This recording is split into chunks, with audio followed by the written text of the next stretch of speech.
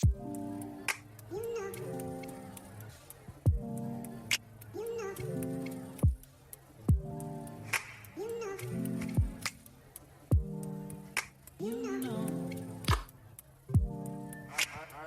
Friends, good evening. Welcome back to my channel শোভানী শুয়েল।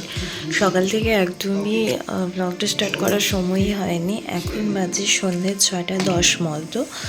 তো আজকে দুপুরবেলা শরীরটা ভালো লাগছিল না, তাই লাঞ্চ কমপ্লিট করে ঘুমিয়ে পড়েছিলাম। তো ঘুম থেকে উঠে এখন জাস্ট একটু ফ্রেশ হয়ে বসে আছি। এখন একটু চা বানাবো, প্রচণ্ড ঠান্ডা পড়ছে আজকে। ঢাকা নিয়ে শুয়েছিলাম বলে আর একটু বেশি ঠান্ডা লাগছে। তো এখন যাবো চা করতে। ওদিকে মিস্টার ঘোষ তো বাড়ি ফিরছে, ও ফিরুক আর আমি ওদিকে ততক্ষণে চা করে চাটা খাই, তারপর ও আসবে, তখন ওকে করে দেওয়া হবে। তো চলুন এখন একটু চা খাই আর একটু টিভি দেখি।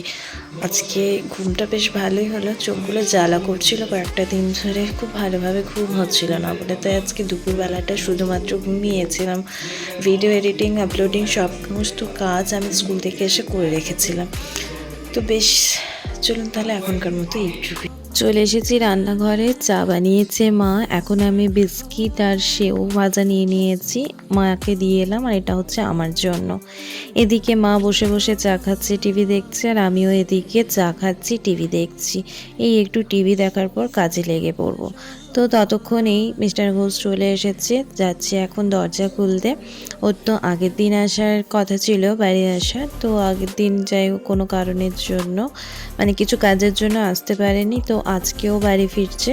তো হচ্ছে ও বাড়ি ফিরলো, আর ওকে একটু পনির আনতে বলেছিলাম, রাত্রিবেলা পনির রান্না করবো। তো এই যে পনিরটা, চলুন। আর এদিকে মা আটা মাখছে, মানে আটাটা মেখে রাখছে। আটাটা মেখে রাখছে এই জন্যই, কারণ আগে রুটিটা বানিয়ে নেব, তারপর পনিরটা বানাবো। কারণ পনিরটাতে আমি একটু পেঁয়াজ, আদা, রসুন দিয়ে রান্না করব। তো সেজন্য আগে আটা দিয়ে রুটিটাই বানিয়ে নেব, তারপর আমি পনিরটা রান্না করব। তো সামনেই তো পিঠে পরব আসছে, আপনারা তো সবাই জানেন। তো সেজন্য এখন এই যেটা হচ্ছে তিল, তো তিল ছাই করা হবে। তো সেটার জন্যই তিলটা ভেজে রেখেছে মা। আর এখন আমি মিক্সিতে একটু কুটে নেব, মানে একটু গুঁড়ো করে নেব আর কি। তো আমি গুঁড়ো করে দেওয়ার পর মা এদিকে তিল ছাইটা বানিয়ে নেবে, ততক্ষণে আমি রান্নার জোগাড়টা করে নেব। তো এই যে এখন আমি মিক্সিতেই কুটে নিচ্ছি। আগেকার মানুষ তো যে হামানদিস্তা দিয়েই কুটে নিত। আগেকার মানুষের পরিশ্রম ছিল বটে, প্রত্যেকটা কাজেই কিন্তু পরিশ্রম। যেমন ধরুন, তিল চাই খেতে গেলে তিল কুটতে হতো হামানদিস্তায় কষ্ট করে, পিঠে খেতে গেলে চাল কুটতে হতো হামানদিস্তায় বা ঢেঁকিতে। তো সেটাও তো পায়ের অথবা হাতের কাজ। এখন তো সব ইলেকট্রিকের সাহায্যে বা মেশিনের সাহায্যে হয়ে যাচ্ছে। যাই হোক, ওদিকে তিল কোটা হয়ে গেল। এদিকে এটা হচ্ছে ভেলি গুড়, এই গুড়টা এখন আমি ভেঙে দিচ্ছি। তারপর এই গুড় আর ওই তিল দিয়ে এখন মা একটু তিল ছাই বানাবে। রোববার দিন তো হচ্ছে পিঠে, তো তার আগে এই পিঠের যাবতীয় যা জোগাড় পত্র সেগুলো এখন রেডি করা হচ্ছে। তো এখানে একটু কড়াইতে জল আর তার সাথে ভেলি গুড়টা দিয়ে দিয়েছে 500 থেকে 600 পরিমাণ মতো। তো সেটা এখন দিয়েছে, আর তার সাথে এদিকে যে তিলটা আমি কুটে রেখেছিলাম সেটাকেও জল দিয়ে মেখে নিয়ে দিয়ে দিল।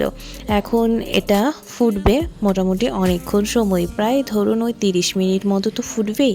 তো এদিকে এটা ফুটুক, ততক্ষণে আমি ওদিকে রান্নার জোগাড়টা করে নিই। আর এটা একটু নেড়ে মিশিয়ে নিচ্ছে গুড় আর তার সাথে তিলের সাথে। তো এদিকে এটা হতে থাক, আর আমি এদিকে চলে এসেছি রান্নার জোগাড় করার জন্য।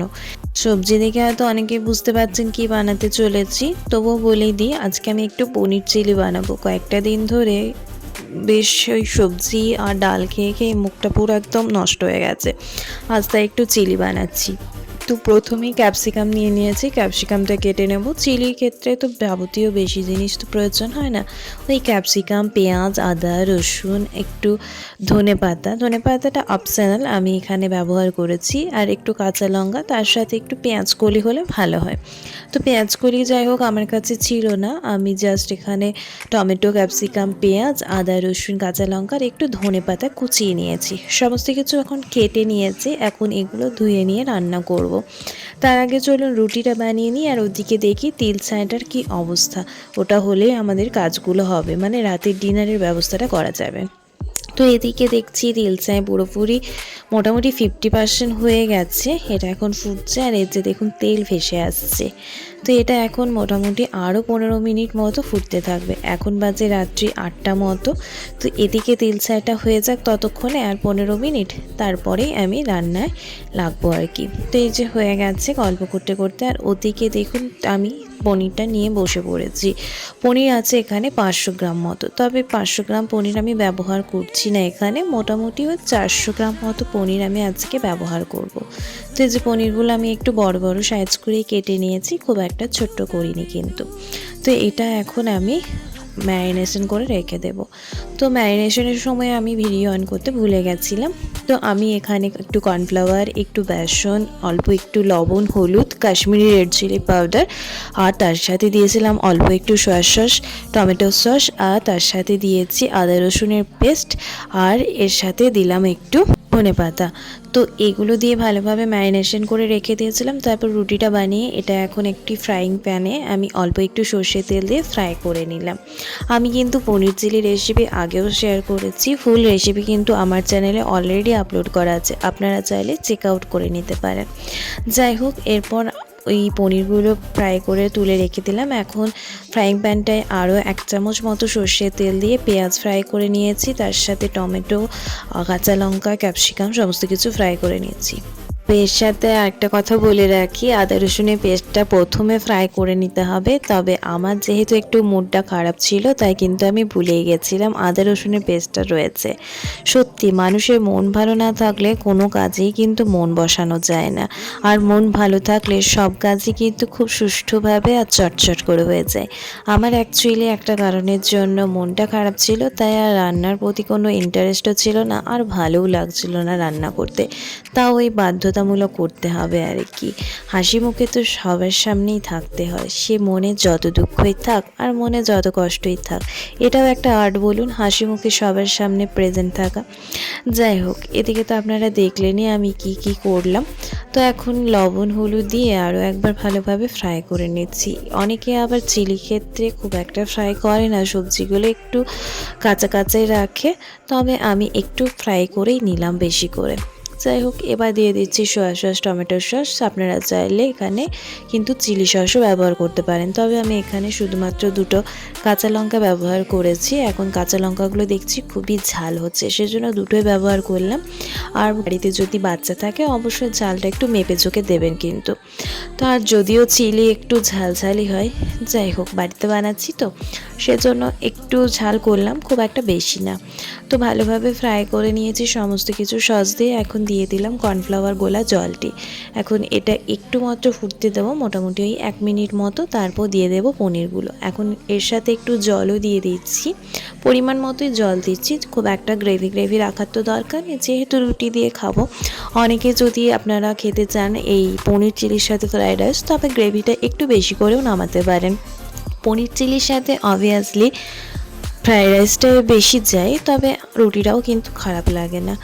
যাই হোক, আমি এটা রুটির জন্যই বানাচ্ছি, ডিনারে বানাচ্ছি তো রুটির জন্য বানাচ্ছি। এটা এখন ফুটতে দিয়েছিলাম কিছুক্ষণ, মোটামুটি 1-2 মিনিট মতো। তারপর দিয়ে দিচ্ছি ফ্রাই করে রাখা পনিরগুলো। এই ফ্রাই করে রাখা পনিরগুলো কিন্তু সস দিয়ে খেতে শুধু মুখেও বেশ ভালোই লাগে। যাই হোক, পনিরগুলো দিয়ে মোটামুটি এখন ঢাকা দিয়ে দেব। ঢাকা দিয়ে ওই 4 থেকে 5 মিনিট মতো ফুটতে দেব, তাহলেই কিন্তু আমাদের পনির চিলি মোটামুটি রেডি হয়ে যাবে। সব থেকে সোজা রান্না যদি কিছু হয়, তবে এই চিলি রান্নাগুলো বড্ড সোজা, জানেন। ফিরে এলাম 4 মিনিট পরে, প্রায় 90% হয়ে গেছে, পনির চিলি রেডি। এখন একটু গ্রেভিটা দেখে নিচ্ছি কেমন গ্রেভি রাখবো। গ্রেভিটা আপনারা আপনাদের নিজস্ব পরিমাণ মতো রাখবেন, মানে নিজস্ব ইচ্ছা মতো রাখবেন আর কি। তো আমি এখানে খুব একটা গ্রেভি রাখিনি, জাস্ট একটু মতো গ্রেভি রেখেছি, যাতে সবার আর কি সাফিসিয়েন্ট হয় সেরকমই আমি গ্রেভি রেখেছি। গ্রেভিটা খুব একটা আমি পাতলা করিনি, একটু গায়ে লাগাই করে রেখেছি। তো এখন আমি ওভেনটা অফ করে দেব, আর একটু ধনেপাতা ছড়িয়ে নিয়ে নামিয়ে নেব। আর পেঁয়াজ কুলি থাকলে তো খুব ভালো হয়, পেঁয়াজ কুলি দিয়ে নামিয়ে নেওয়া হয়, তবে আমার কাছে যেহেতু পেঁয়াজ কুলি ছিল না, তাই আমি ধনেপাতা দিয়ে এটাকে রেখে দিলাম ঢেকে।